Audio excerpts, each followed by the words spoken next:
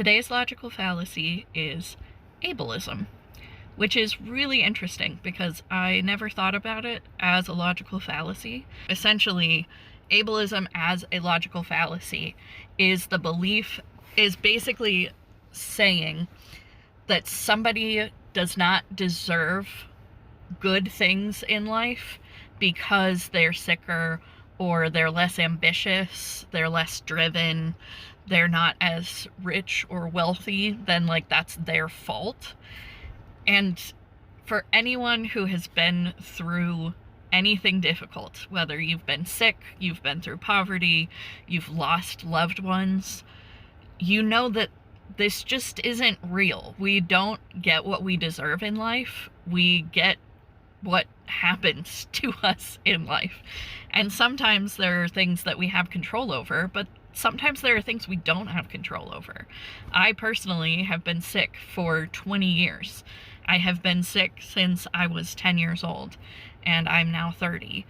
And I and my family have been working hard to figure out what's wrong and to get me the treatment that I need and to get me the food and get my diet in the right place, get my exercise in the right place. And it just doesn't fix anything. It hasn't fixed anything. I continue to get worse as time goes on. No matter how much energy I put into getting better, it doesn't give me better health.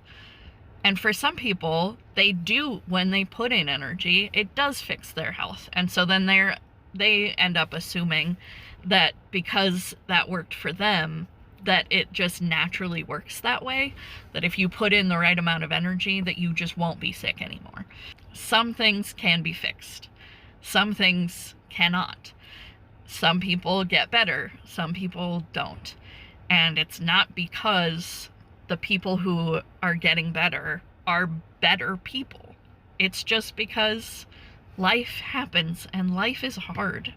In order to avoid this one, we basically have to make sure that we're not assuming that other people who have less than us are just not as hardworking or not as dedicated, not as worthy of what we have.